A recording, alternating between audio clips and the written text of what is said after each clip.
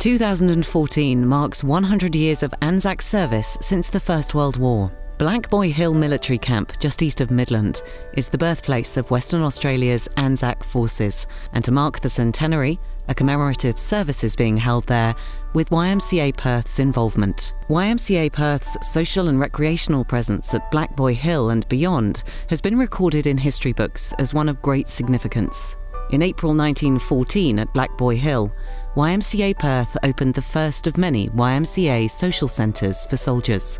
This was just prior to the declaration of World War I in August 1914. Upon declaration of war, YMCA Perth then set up social centres at every military camp in Western Australia, among them Rottnest and Fremantle. Eventually, YMCA social centres were in every military camp in every country where servicemen and women were stationed. YMCA social centres provided a recluse for soldiers, where they could comfortably write, paint, play sports, play games like chess and checkers, have a cuppa and a biscuit, sing songs at night, watch films, and receive basic first aid. Right from the start, the YMCA has taken an holistic approach and supported the whole person in body, mind, and spirit. There was a sense of pride and community recorded in historical notes, and the YMCA name became one of trust and safety. We even have examples of paintings and drawings that were done at YMCA camps depicting the scene before them, allowing adult soldiers to use creative expression as relaxation and to engage with their loved ones back home about their environment. YMCA members also fought in the war in large numbers. In the first 9 weeks since the war was declared, 203 YMCA members joined the Army or Navy, most going into the Army's 11th Battalion. Eventually, as war raged on, more than 500 YMCA members joined, and more than 20 of these are known to have died, and many others wounded.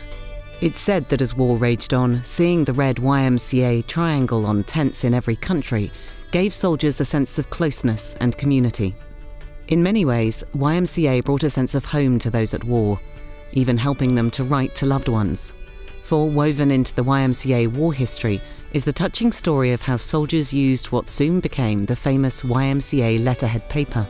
Convoys of ships carrying troops from Fremantle to Egypt and England via Sri Lanka were said to have posted 25,000 letters in 12 weeks on YMCA letterhead, safely reaching their loved ones, mostly back in Australia.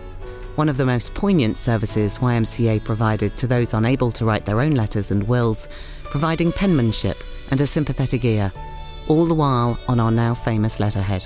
Communication has changed over the years, but keeping families and communities connected has always been fundamental to our core purpose.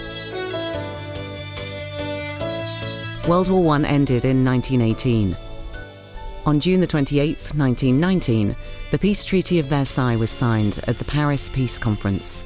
Australia was represented at the conference by Prime Minister Billy Hughes, the Deputy Prime Minister Sir Joseph Cook, and Lieutenant Commander J.G. Latham, Royal Australian Naval Reserve. Here they can be seen enjoying a YMCA afternoon tea immediately following the signing of the treaty.